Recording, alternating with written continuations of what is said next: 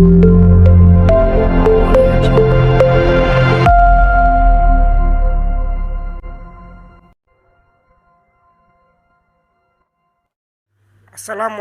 warahmatullahi wabarakatuh. Waalaikumsalam warahmatullahi wabarakatuh. Alhamdulillah kita bertemu kembali di channel YouTube kesayangan kita, Abah Amin Albror, bersama saya Suripto. Dan tentunya kali ini kita akan membahas dan menguak apa itu khodam, apa arti khodam, seperti apa wujud khodam itu ya. Oke, kita nggak perlu berlama-lama, langsung saja kita bertanya dan bahas bersama Abah Amin, karena beliau yang lebih paham dan akan ilmu perkhodaman. Monggo, apa?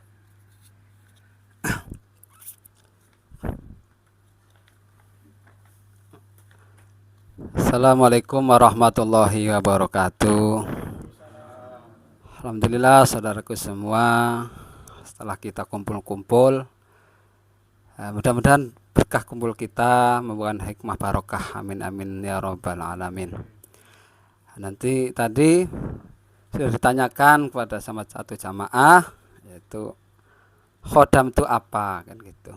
Ya, khodam itu dari kata khodim.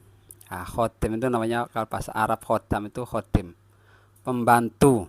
Nah, jadi kayak rumah tangga itu juga ada namanya khodimnya, atau satpam atau tukang kebun itu namanya juga khodim atau khodam, pembantu.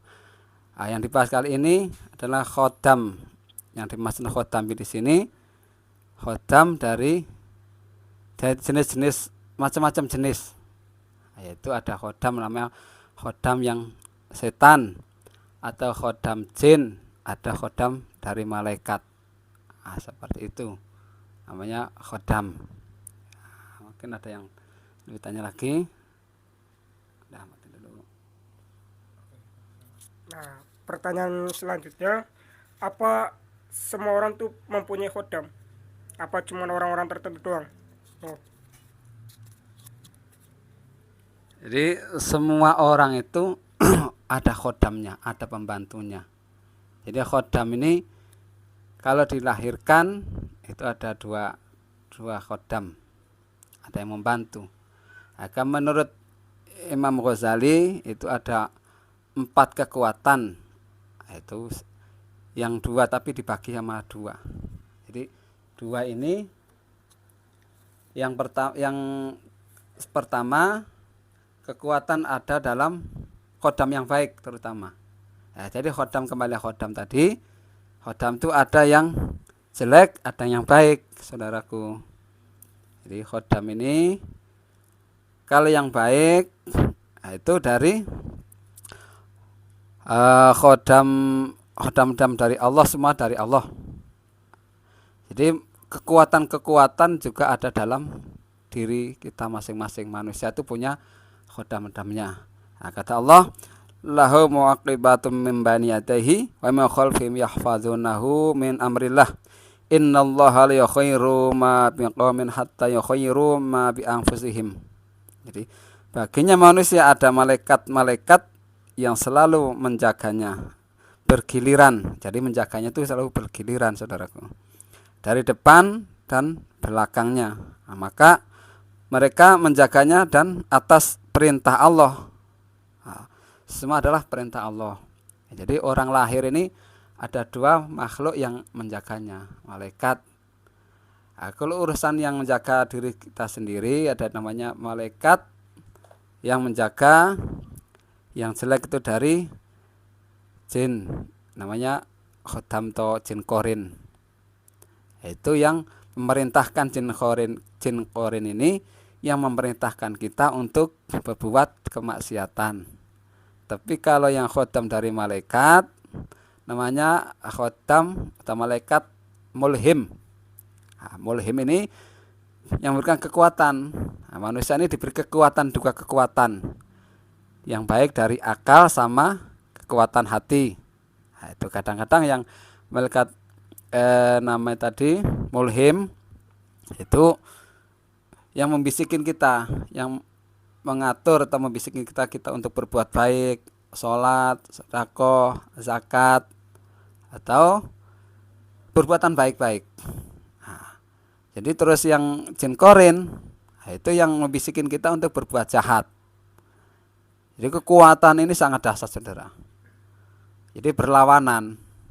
Nah, kita mau pakai akal sama hati, berarti dibantu namanya khodam atau malaikat, yaitu malaikat mulhim.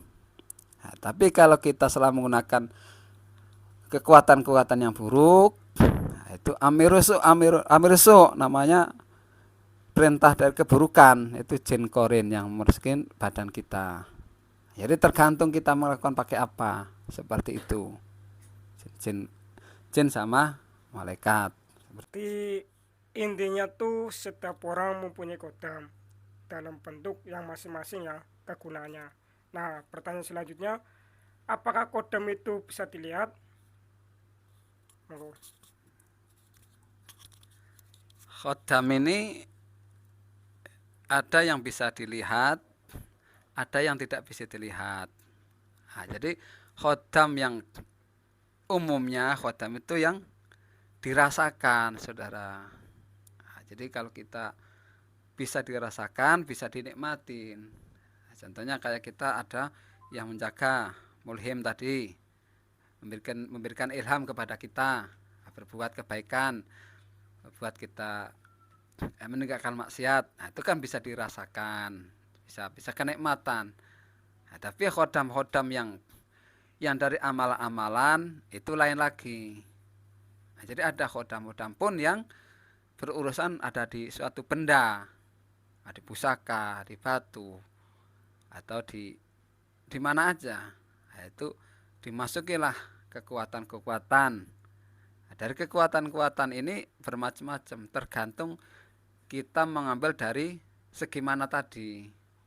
Nah, dari segi jin korin atau kita pakai namanya malaikat mulhim tadi. Nah, seperti itu. Nah, kurang lebihnya seperti itu, saudara. Nah, mungkin ada yang kurang jelas, bisa ada pertanyaan kembali. Nah, tadi kan udah pembahasan seputar tentang kodam. Barangkali yang lain mau nanya tentang wujud kodam seperti apa atau sehubungan dengan kodam, monggo. Masih?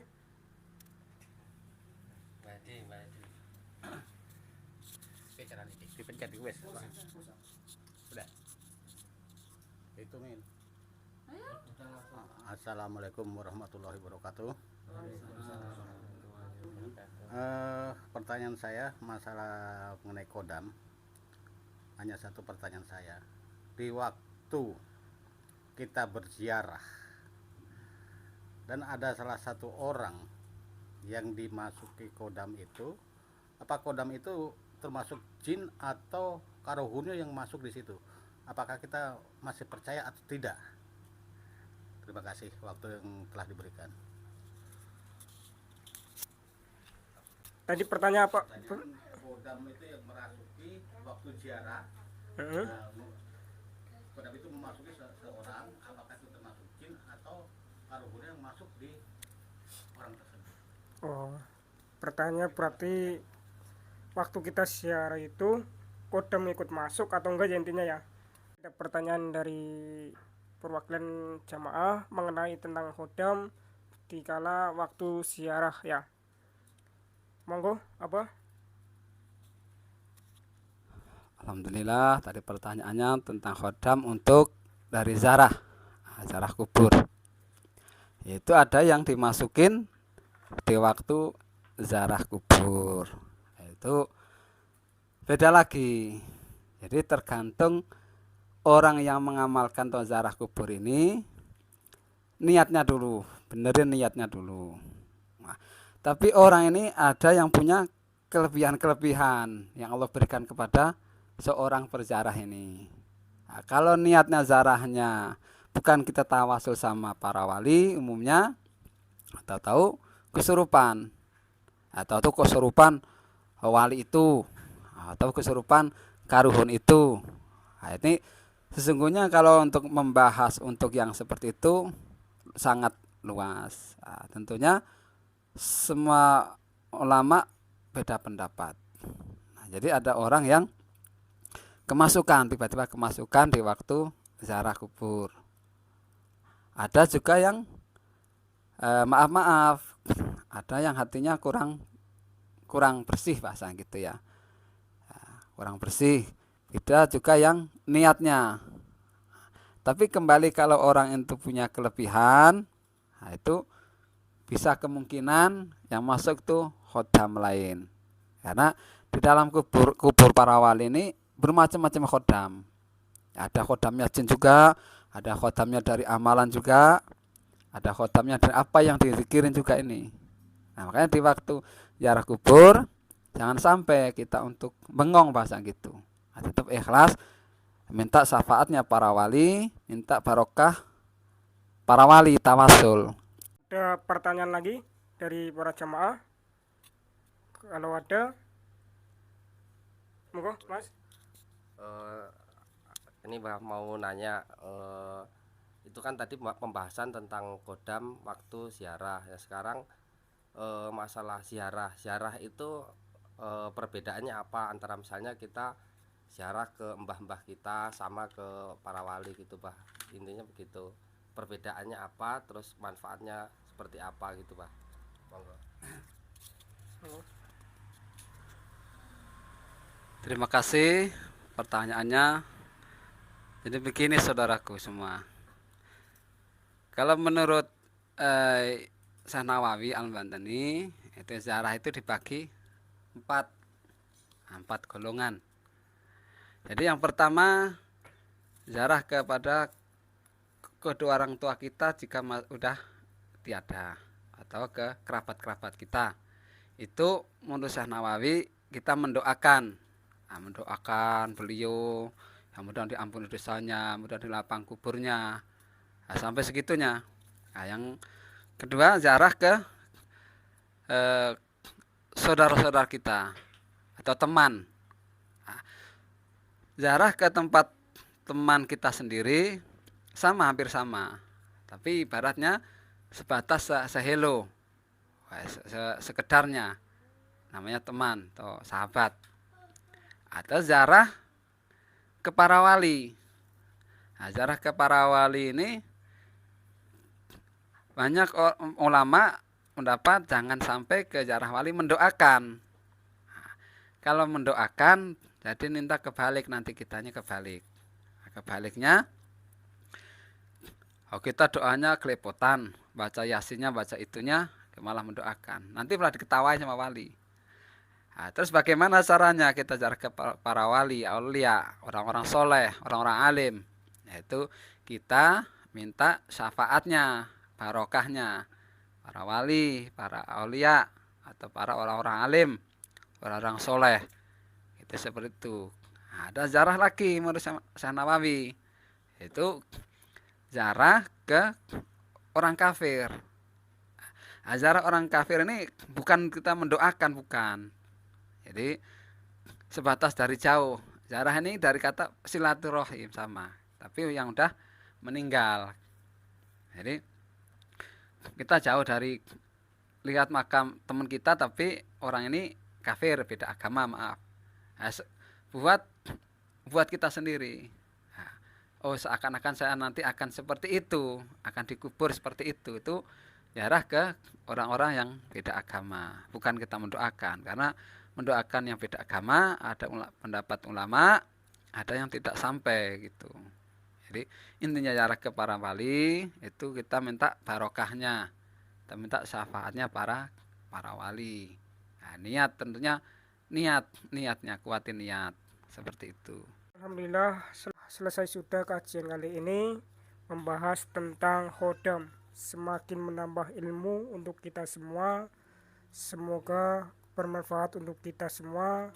Sampai ketemu di video berikutnya. Saya akhiri, wabillahi taufik walhidayah. Wassalamualaikum warahmatullahi wabarakatuh.